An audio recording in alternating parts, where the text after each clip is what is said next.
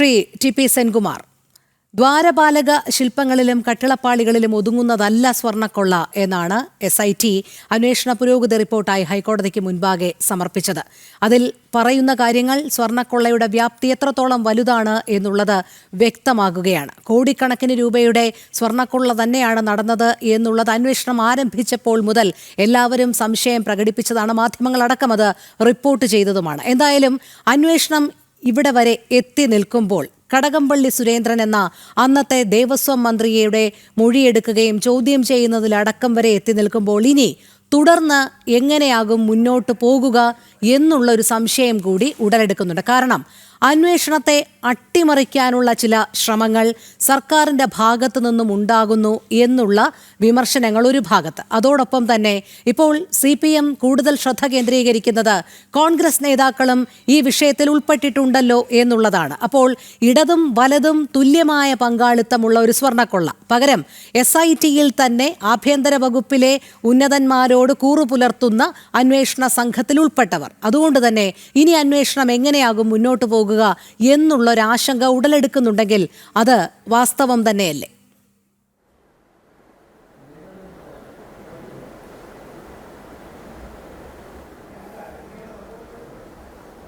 ഇത് tip of the iceberg എന്ന് പറയുന്നത് പോലെയാണ്.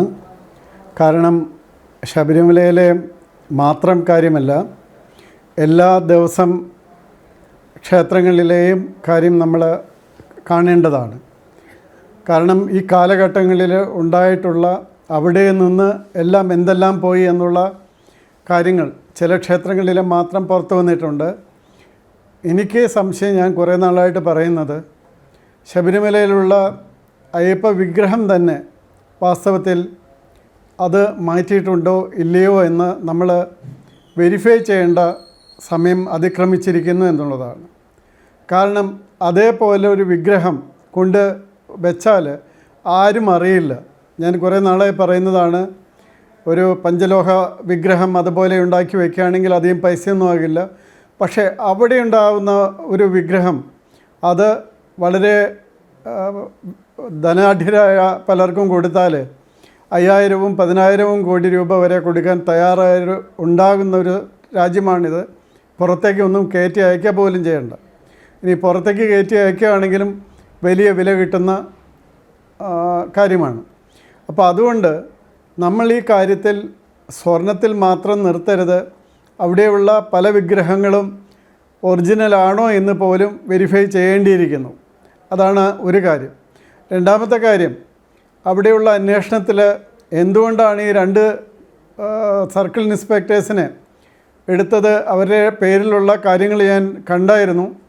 അത് തീർച്ചയായിട്ടും അതിൽ നിന്നും വിവരങ്ങൾ ലഭിച്ചുകൊണ്ടിരിക്കുന്നതിനും അന്വേഷണത്തിൻ്റെ പുരോഗതിയും അന്വേഷണത്തിൻ്റെ വഴിയും അറിഞ്ഞ് പറയുന്നതിനുമൊക്കെ ആയിട്ടാണെന്നാണ് ഞാൻ മനസ്സിലാക്കുന്നത്. അതേ മനസ്സിലാക്കാൻ സാധിക്കുള്ളൂ. കാരണം അങ്ങനെയുള്ള ബാക്ക്ഗ്രൗണ്ട് ആ ഉദ്യോഗസ്ഥർക്കുണ്ട്. അല്ലാതെ ഒരു എക്സ്പെർട്ട് ഇൻ ഇൻവെസ്റ്റിഗേഷൻ എന്നായിട്ട് ഞാൻ കണ്ടിട്ടില്ല. അപ്പോൾ അതുകൊണ്ട് ഇത്തരം അന്വേഷണങ്ങളിൽ വേണ്ട എക്സ്പെർട്ടൈസ് ഉള്ള ഉദ്യോഗസ്ഥരെ അല്ല ആവശ്യപ്പെട്ടിരിക്കുന്നത്.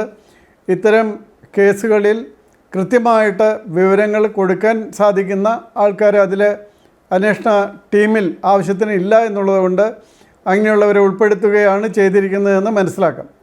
ഇപ്പോൾ ബഹുമാനപ്പെട്ട ഹൈക്കോടതിക്ക് ഓരോ ഉദ്യോഗസ്ഥൻ്റെയും ബാക്ക്ഗ്രൗണ്ട് അറിയാൻ സാധിക്കില്ല. അത് SIT കൊടുക്കുന്നു, അതിലേക്ക് എടുക്കുന്നു എന്നേ ഉള്ളൂ. അപ്പോൾ അതുകൊണ്ട് ഈ കാര്യങ്ങൾ എന്തായാലും തീർച്ചയായിട്ടും സംശയാസ്പദമാണ്.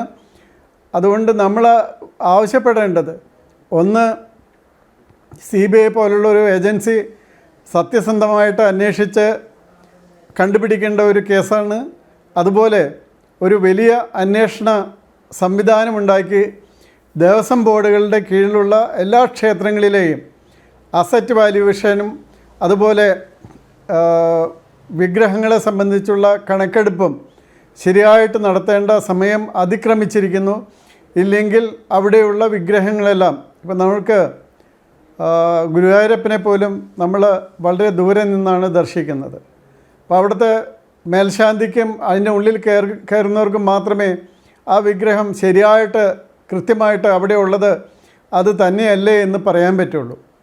അതുപോലെ ഇപ്പോൾ ശബരിമലയിലും അങ്ങനെയൊരു കാര്യമുണ്ട്. അകലെ നിന്നാണ് നമ്മളെല്ലാം ദർശിക്കുന്നത്.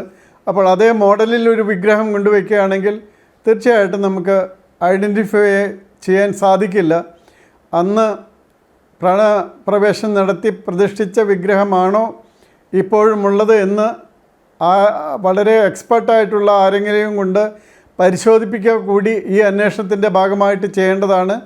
കാരണം സ്വർണ്ണപ്പാളികളിലും സ്വർണം നഷ്ടപ്പെടുക, അതുപോലെ തന്നെ നഷ്ടപ്പെടുന്ന സ്വർണത്തിൻ്റെ മൂല്യം മാത്രമല്ല ഉള്ളത്, അതിന് ആൻറ്റിക് വാല്യൂ മാത്രമല്ല ഉള്ളത്.